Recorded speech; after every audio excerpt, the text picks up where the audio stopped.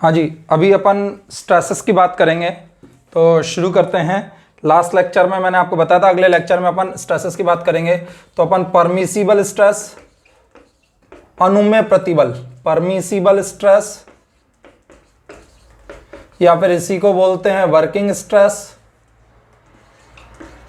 या इसी को ही अपन बोल देते हैं अलाउएबल स्ट्रेस। एसएससी में आया हुआ क्वेश्चन है, ठीक है ना, एसएससी में आया हुआ क्वेश्चन है अलाउएबल स्ट्रेस। ठीक है, देखिए यहां पर अगर मैं बात करूं कि मेरे पास वर्किंग स्ट्रेस क्या होगा, तो देखिए जब भी आप डक्टाइल के लिए बात करते हैं तो डक्टाइल के लिए आप बोलते हैं yield stress divided by factor of safety, yield stress divided by factor of safety, ठीक है ना।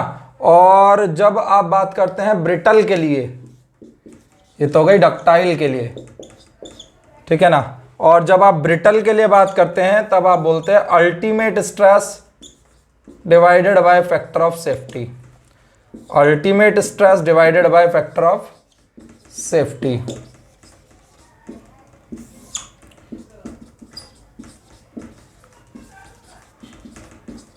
Divided by factor of safety, ठीक है ना। तो ये आपके पास परमिसिबल स्ट्रेस, वर्किंग स्ट्रेस या अलाउएबल स्ट्रेस होता है, ठीक है ना, कार्यकारी प्रतिबल या फिर इसको अनुमेय प्रतिबल बोलते हैं, ठीक है। तो ये आपके पास परमिसिबल स्ट्रेस है, परमिसिबल स्ट्रेस है ये आपके पास, ठीक है। नेक्स्ट अगर हम बात करें कि भैया हमारे पास क्या परमिसिबल स्ट्रेसेस हैं, ठीक है ना, तो अलग अलग स्ट्रेस कंडीशन में हमारे पास परमिसिबल स्ट्रेसेस जो हैं वो कौन कौन से हैं। तो एवरेज शियर स्ट्रेस, पहला है एवरेज शियर स्ट्रेस।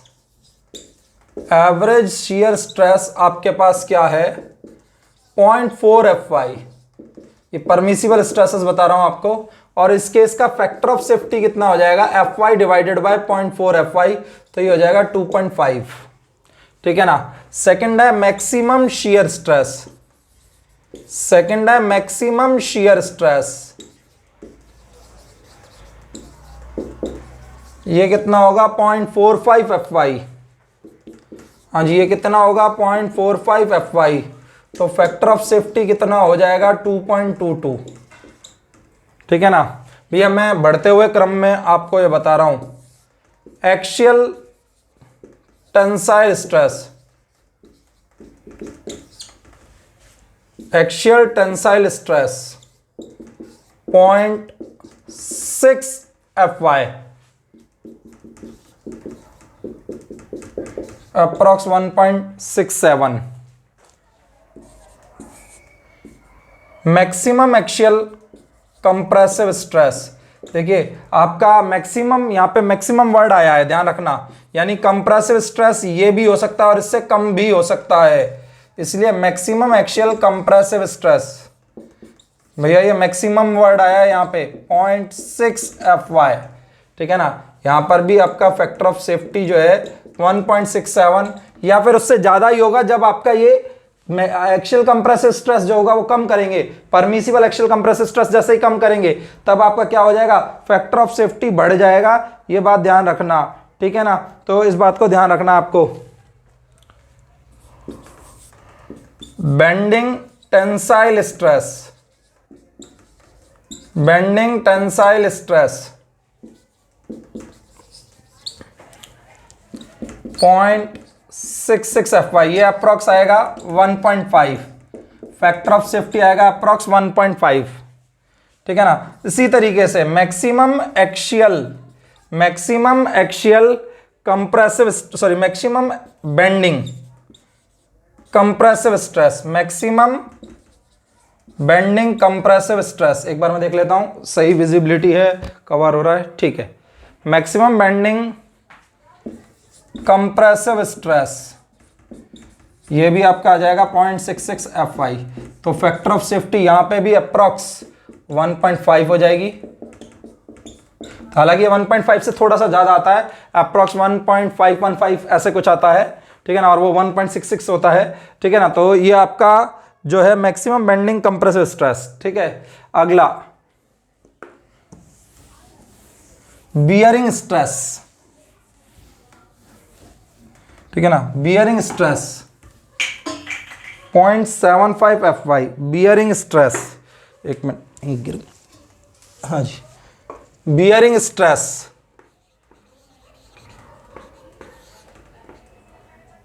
ये सभी परमिसिबल स्ट्रेसेस बता रहा हूं आपको।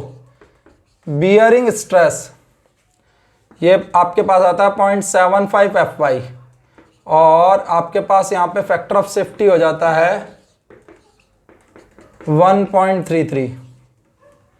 ठीक है ना, बियरिंग स्ट्रेस 0.75 FY हो जाएगा, ये आ जाएगा 1.33। ठीक है ना, नेक्स्ट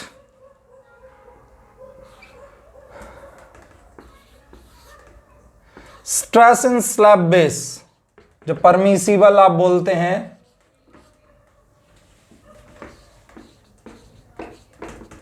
185 न्यूटन पर mm²। भैया ये FY पर बेस्ड नहीं है, इसलिए इसकी फैक्टर ऑफ सेफ्टी नहीं देते। देखिए आपका ये जो है ना, इसका कुछ पुराने कोड में kgf पर सेंटीमीटर स्क्वायर का भी है, या इसको लिख दिया जाता है kg पर सेंटीमीटर स्क्वायर लिख दिया जाता है। ठीक है ना, तो ये बात भी ध्यान रखिएगा। तो यहाँ फैक्टर ऑफ सेफ्टी डिफाइन नहीं हो सकती, क्योंकि मतलब आप रीजन ये है कि ये FY पर डिपेंड नहीं कर रहा है। ठीक है ना, ये इसीलिए यहां पर फैक्टर ऑफ सेफ्टी नहीं दे सकते अपन। अब एक क्वेश्चन आता है,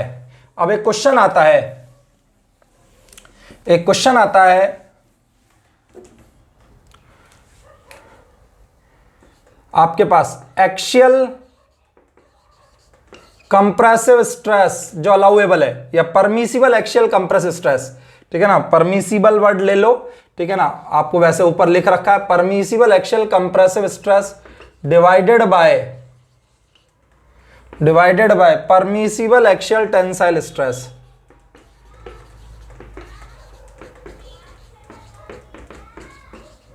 permissible axial tensile stress less than equal to 1 होता है। क्यों? देखो मैक्सिमम जो था, मैक्सिमम था वो तो बराबर आ गया। ठीक है ना, और अगर मैक्सिमम के अलावा कुछ है तो वो तो कम होगा ना, मैक्सिमम से अलावा। कि कंप्रेसिव में होता क्या है, बकलिंग की संभावना होती है, तो आपका क्या है, वैल्यू और कम हो सकती है, तो ये कम हो सकता है। अगर इसका उल्टा करोगे, सिमिलरली अगर एक्सियल की जगह बेंडिंग होगा तो वो भी सही है। ठीक है ना, क्योंकि बकलिंग की वजह से कंप्रेसिव कम हो जाता है। मैक्सिमम का केस होगा, इसीलिए तो मैंने मैक्सिमम वर्ड लिखा था, ध्यान हो तो। मैक्सिमम है इसके बराबर, जब ये मैक्सिमम होगा तब ये बराबर हो जाएगा 1 के। ठीक है ना, अदरवाइज एक्सियल कंप्रेसिव स्ट्रेस कम आएगा, किससे? एक्सियल टेंसाइल स्ट्रेस से। परमिसिबल केस बता रहा हूं, अगर आपके पास ये आ जाए permissible axial tensile stress divided by permissible axial compressive stress, तो ये ऐसे केस में ये ग्रेटर देन इक्वल टू 1। ठीक है, अब ये एक्सियल के साथ साथ ये आपका बेंडिंग में भी हो सकता है, दोनों में बेंडिंग कर दो तब भी चलेगा।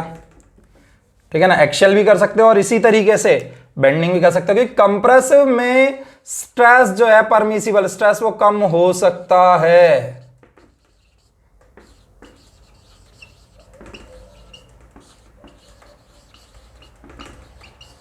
ठीक है, तो ये स्थिति है। ठीक है, ये वाली आपकी स्थिति है जो मैंने परमिसिबल स्ट्रेसेस की बताई। अब इसमें क्या है, इंक्रीज होते हैं स्ट्रेस के अंदर। ठीक है, तो जब आपका अर्थक्वेक और विंड लोड कंसीडर किया जा रहा है, ठीक है ना, जब अर्थक्वेक और विंड लोड कंसीडर किया जा रहा है, ठीक है ना, जब अर्थक्वेक और विंड लोड कंसीडर किया जा रहा है, ठीक है ना, व्हेन विंड लोड और अर्थक्वेक लोड कंसीडर्ड। ठीक है ना, जब विंड लोड और अर्थक्वेक लोड कंसीडर किया जा रहा है,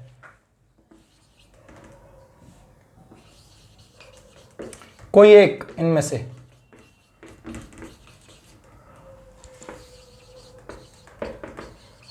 ठीक है ना, जब विंड लोड और अर्थक्वेक लोड कंसीडर किया जा रहा है, ठीक है ना, तो पहला केस है स्टील स्ट्रक्चर, स्ट्रक्चरल स्टील और स्टील कास्टिंग में, स्ट्रक्चरल स्टील और स्टील कास्टिंग में, structural steel and steel casting, जो परमिसिबल स्ट्रेस होगा, ठीक है ना, जो परमिसिबल स्ट्रेस होगा structural steel and steel casting है, जो परमिसिबल स्ट्रेस होगा वो एक्सीड किया जाएगा 33 से 33.33% लिख दो। परमिसिबल स्ट्रेस एक्सीडेड बाय, यानी इतना और एक्सीड कर देंगे, या आप ऐसे भी लिख सकते हो, ठीक है ना। लेकिन अगर आपके पास रिवेट है, बोल्ट है या टेंशन रॉड है, अगर रिवेट है, बोल्ट है या टेंशन रॉड है, तब कितना बढ़ाते हैं? 25%,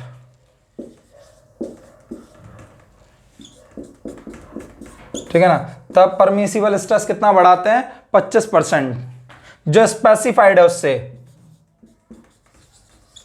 ठीक है ना। किससे? स्पेसिफाइड से, फ्रॉम स्पेसिफाइड वैल्यू,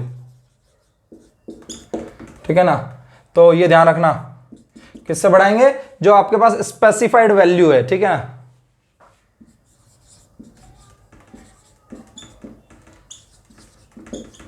इसको पूरा लिख देता हूं,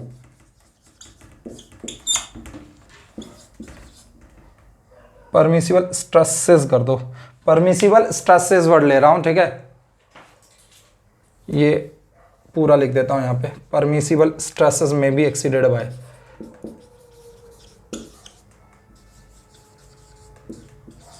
यहां पे भी परमिसिबल स्ट्रेसेस में बी फ्रॉम स्पेसिफाइड वैल्यू है,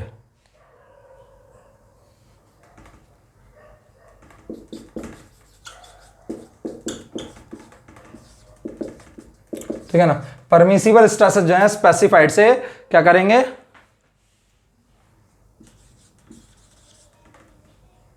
मे बी एक्सीडेड बाय,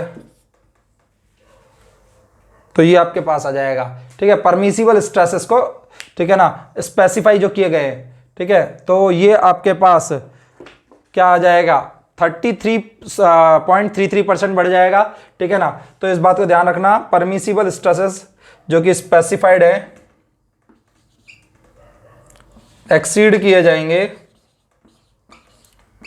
कितने परसेंट से? 25% से। अगर स्ट्रक्चरल स्टील और स्टील कास्टिंग है तो आपके पास परमिसिबल स्ट्रेस एक्सीड किए जाएंगे 33.33% से, और अगर आपका रिवेट, बोल्ट या टेंशन रॉड है तो ये 25% से एक्सीड किए जाएंगे। अगर आप इरेक्शन लोड, सेकेंडरी स्ट्रेसेस ले रहे हो, अगर आप सेकेंडरी स्ट्रेसेस कंसीडर कर रहे हो, ठीक है ना, तो अगर सेकेंडरी इफेक्ट आप कंसीडर कर रहे हो विदाउट विंड और अर्थक्वेक, ठीक है ना। अगला, अगर सेकेंडरी इफेक्ट कंसीडर किया जा रहा है, अगर सेकेंडरी इफेक्ट कंसीडर किया जा रहा है, अगर सेकेंडरी इफेक्ट कंसीडर किया जा रहा है विदाउट विंड और अर्थक्वेक,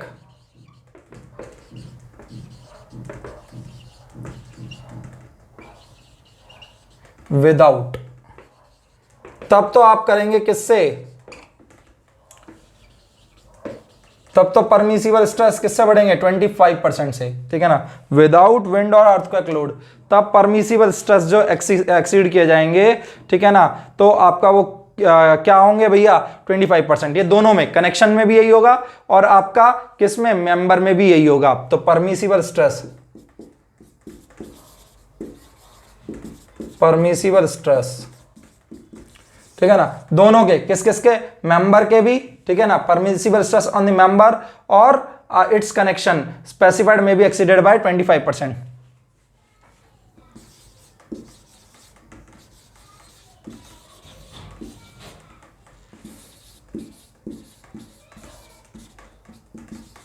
ठीक है ना। परमिसिबल स्ट्रेस ऑन मेंबर और कनेक्शन जो कि आपके क्या है? स्पेसिफाइड हैं, ठीक है। तो ये बात ध्यान रखना, स्पेसिफाइड वाले जो केस हैं उसी से ही आप एक्सीड करोगे।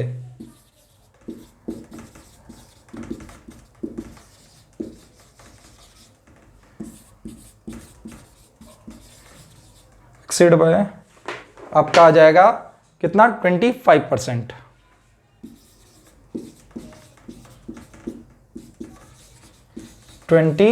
5%। और अगर सेकेंडरी इफेक्ट आप ले रहे हो विद विंड और अर्थक्वेक, अगर आप ले रहे हो सेकेंडरी इफेक्ट विद विंड और अर्थक्वेक, तो भैया आपका वही केस होगा जो अभी आपने किया था, विद विंड और अर्थक्वेक। तो ये आपको शॉर्टली लिख दे रहा हूं, अगर विद विंड और अर्थक्वेक कर रहे हो तो आपका वही स्ट्रक्चरल स्टील और स्टील कास्टिंग, मतलब कहने का मतलब सेकेंडरी इफेक्ट आए या ना आए, सेकेंडरी इफेक्ट आए या ना आए, विंड और अर्थक्वेक आ गया तो स्ट्रक्चरल स्टील का जो परमिसिबल स्ट्रेस एक्सीड होगा, स्ट्रक्चरल स्टील का जो परमिसिबल स्ट्रेस एक्सीड होगा वो 33.33% से, और जो आपके पास बोल्ट, रिवेट और टेंशन रॉड है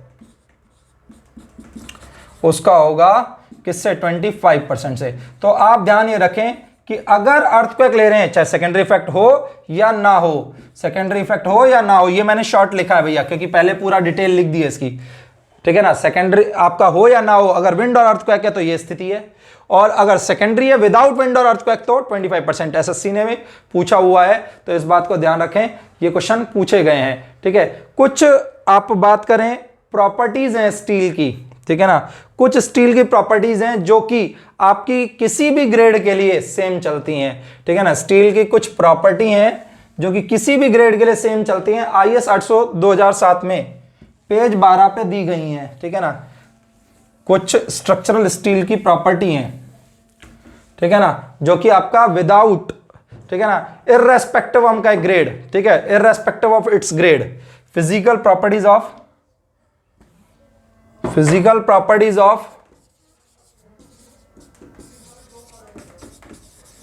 steel irrespective of its grade।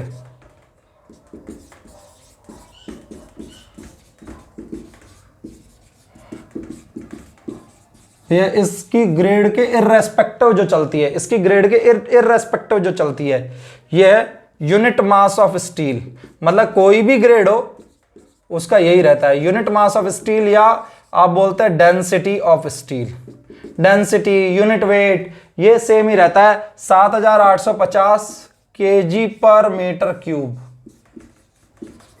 ठीक है ना, 7850 kg पर मीटर क्यूब, ठीक है ना। अगला मॉड्यूलस ऑफ इलास्टिसिटी, या यंग्स मॉड्यूलस ऑफ इलास्टिसिटी भी ले सकते हो, modulus of elasticity,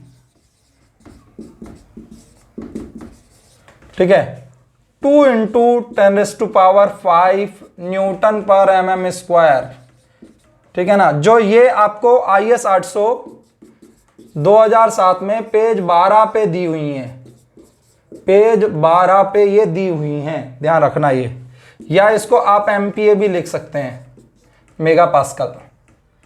mega pascal में।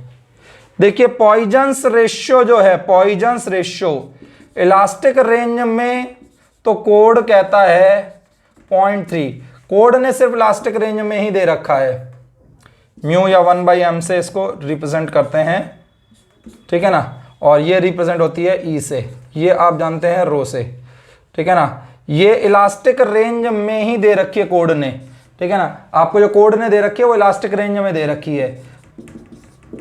प्लास्टिक रेंज की जो होती है वो 0.5, और जिसका म्यू 0.5 होता है उसका वॉल्यूमेट्रिक स्ट्रेन 0 होता है, जिसका म्यू 0.5 होता है उसका वॉल्यूमेट्रिक स्ट्रेन 0 होता है। कहने का मतलब प्लास्टिक रेंज में आपका जो वॉल्यूम में बदलाव नहीं आएगा स्टील में, ठीक है ना, प्लास्टिक रेंज में वॉल्यूम में बदलाव नहीं आएगा स्टील में।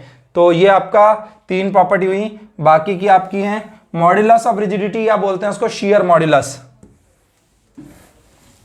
ये कुछ प्रॉपर्टीज हैं जो मैं आपको लिख रहा हूं, मॉड्यूलस ऑफ रिजिडिटी या बोलते हैं shear modulus, modulus of rigidity. भैया ये ऑब्जेक्टिव पैटर्न से आपको करा रहा हूं मैं, ठीक है ना, मॉड्यूलस ऑफ रिजिडिटी या फिर बोलते हैं शियर मॉड्यूलस, और अभी मैं जनरल क्राइटेरिया की बात कर रहा हूं, ठीक है ना, मॉड्यूलस ऑफ रिजिडिटी या फिर हम बोलते हैं शियर मॉड्यूलस, ठीक है, मॉड्यूलस ऑफ रिजिडिटी या हम बोलते हैं शियर मॉड्यूलस। तो ये आपके पास आता है G, और ये कितना होता है 0.769। भैया इसका एक तरीका भी बता देता हूं, जी जो होगा E/2 1 प्लस म्यू, ये सोम का आपका जो रिलेशन है, ठीक है ना, जो हमने सोम में ही पढ़ा था, ठीक है ना, ये आपका सोम का जो रिलेशन है हमने सोम में ही पढ़ा था।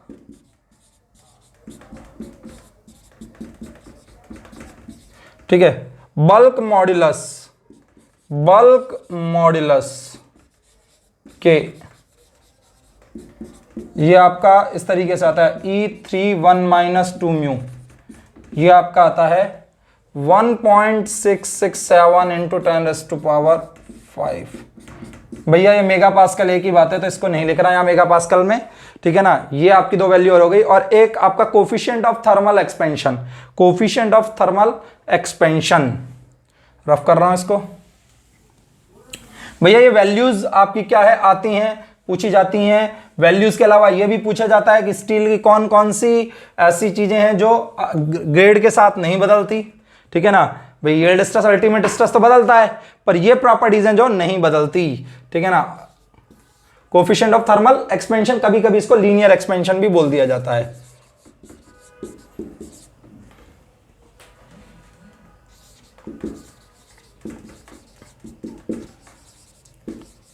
कभी कभी इसको लीनियर एक्सपेंशन भी बोल दिया जाता है। अल्फा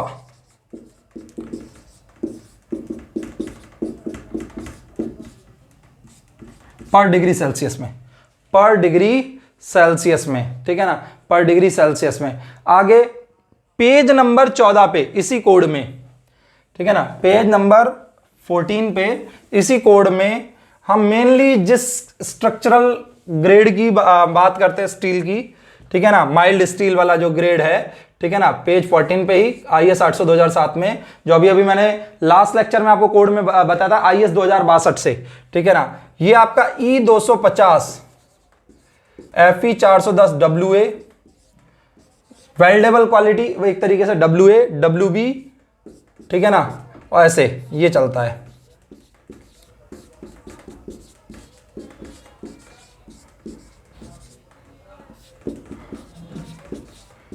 और WC Fe 410 WA WB और WC, ठीक है ना। ये आपका सबका यील्ड स्ट्रेस जो रहता है 20 mm से लेस थिकनेस या डाया पर, 20 mm से लेस थिकनेस या डाया पर, ये आपका थिकनेस और डाया की बात होती है, ठीक है ना। ऊपर तो ये है यील्ड स्ट्रेस, ठीक है ना, ये IS 2062 के अकॉर्डिंग है। ये IS 2062 अभी थोड़ी देर पहले जो लेक्चर लिया था उसके हिसाब से ही बता रहा हूं मैं आपको, IS 2062 के हिसाब से है ये, ठीक है ना।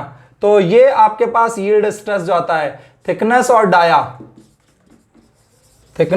डाया अगर आपका 20 mm से कम 20 mm से आपका कम है, ठीक है ना, अगर आपका ये कम है आपका 20 mm से, ठीक है, तब आपके पास क्या आता है, तब आपके पास ये आता है 250 मेगा पास्कल या न्यूटन पर mm स्क्वायर,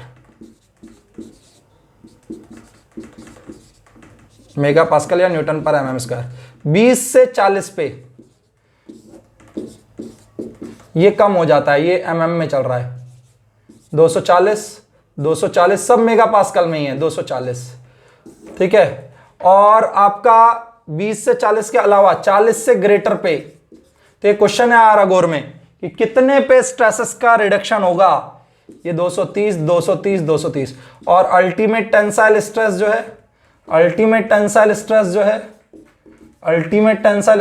है वो आपका है 410, सभी का ही अल्टीमेट टेंसाइल स्ट्रेस जो है 410 सभी MPa में है, मेगा पास्कल या न्यूटन पर mm स्क्वायर में, ठीक है ना, मेगा पास्कल या न्यूटन पर mm स्क्वायर में। एक बात बता देता हूं, इनमें परसेंटेज कार्बन का रिडक्शन आता है। एक तो इनकी टेम्परेचर रेंज बदलती है, ठंडे, ठीक है ना, थोड़ा सा कूल, आपका जितना ज्यादा ठंडा वातावरण आएगा ये ज्यादा सूटेबल होगा, ठीक है ना, ये ज्यादा सूटेबल होगा। थोड़ा गर्म आएगा आपका, ठीक है ना, तो ये रेंज सूटेबल ज्यादा होती है, ठीक है। इसमें परसेंटेज कार्बन का रिडक्शन होता है, ठीक है ना, परसेंटेज कार्बन का रिडक्शन होता है। मेरी एक ट्रिक भी है, देखिए, परसेंटेज कार्बन बढ़ने पर हाबू आ जाता है। बचपन में एक वर्ड हाबू से डराया जाता है। ये हाबू क्या है, ठीक है ना। अगर परसेंटेज कार्बन बढ़ाई जाए, अगर परसेंटेज कार्बन इंक्रीज की जाए तो हाबू इंक्रीज होता है, ठीक है ना। तो आपका हाबू इंक्रीज हो जाता है, हाबू इंक्रीज होता है। ये हाबू क्या है, एच हार्डनेस इंक्रीज, ठीक है ना। ब्रिटलनेस इंक्रीज होती है, ठीक है। अल्टीमेट स्ट्रेस इंक्रीज होता है, या अल्टीमेट स्ट्रेंथ बोल देते हैं, इंक्रीज हो जाती है, हाबू इंक्रीज हो जाता है, ठीक है।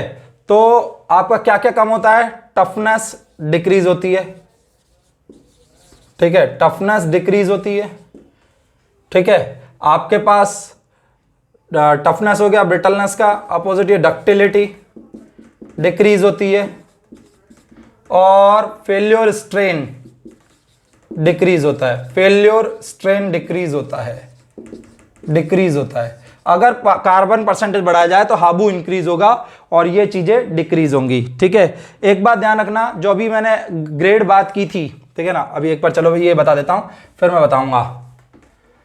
कार्बन परसेंट डिक्रीज करेंगे, अगर कार्बन परसेंट डिक्रीज करेंगे तो हाबू डिक्रीज हो जाएगा। अगर परसेंट कार्बन डिक्रीज करोगे, ठीक है ना, तो ये डिक्रीज, ये डिक्रीज, ये डिक्रीज, तो ये सब तो डिक्रीज हो जाएंगे और ये इंक्रीज हो जाएंगे। तो आप ये ध्यान रखो, परसेंट कार्बन अगर बढ़ता है स्टील में तो आपका हाबू बढ़ता है, और अगर परसेंट कार्बन घटता है तो आपका हाबू घटता है, ठीक है। तो इससे आपको क्या है, याद करने में आसानी हो जाएगी, याद करने में क्या हो जाएगी, आसानी हो जाएगी, और आप आसानी से क्वेश्चन को कर पाएंगे, ठीक है। तो मैंने अभी ग्रेड बताई थी ना, ए बी सी, ठीक है ना। एक तो ध्यान रखना, उसका मिनिमम एलोंगेशन जो है, मिनिमम एलोंगेशन 23% होता है, ठीक है ना। मिनिमम एलोंगेशन जो है ना, मिनिमम एलोंगेशन जो है कोड के अनुसार, मिनिमम एलोंगेशन जो है कोड के अनुसार, वो सभी ग्रेड जो थी 23% होता है, FE 410, WA, WB, WC, ठीक है ना, वो सबका, ठीक है ना। और ये A B C ये जो है ना, इनमें जो कार्बन परसेंट है, ठीक है ना, परसेंट कार्बन है जो आपका ये, ठीक है, ये जो परसेंट कार्बन है ये मैक्सिमम है, ये भी ध्यान रखना, ये मैक्सिमम की बात करता है, ठीक है ना। ये ऊपर लिख देता हूं मैं, ये एलोंगेशन अलग हो गया, 23% क्वेश्चन आता है, ये मैक्सिमम कार्बन, ठीक है ना, ये थोड़ा सा रिड्यूस होता चला जाता है। ये आपका कौन सी ग्रेड थी, E250, FE 410, WA, बाकी सेम है, ये B, बाकी सेम है, ये C, ठीक है ना, E250।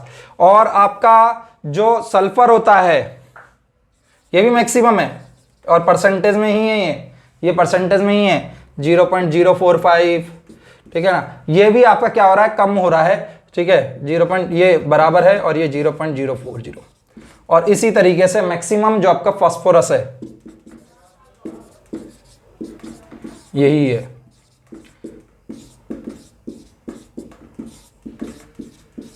ठीक है, यही है। तो आपका ये ध्यान रखना, एलोंगेशन मिनिमम एलोंगेशन परसेंटेज जो होता है वो 23% है, और ये मैक्सिमम कार्बन, मैक्सिमम आपसे ये सल्फर, मैक्सिमम फास्फोरस, ये सब पूछता है। स्टील में 98% कास्ट आयरन होता है, स्टील में 98% तो कास्ट आयरन होता है, ठीक है ना, स्टील में 98% तो कास्ट आयरन होता है भैया, ठीक है, 98% कास्ट आयरन हो गया। अब लो कार्बन स्टील में परसेंटेज कार्बन जो होता है, लो कार्बन स्टील में परसेंटेज कार्बन जो होता है वो आपका 0.15 से कम है,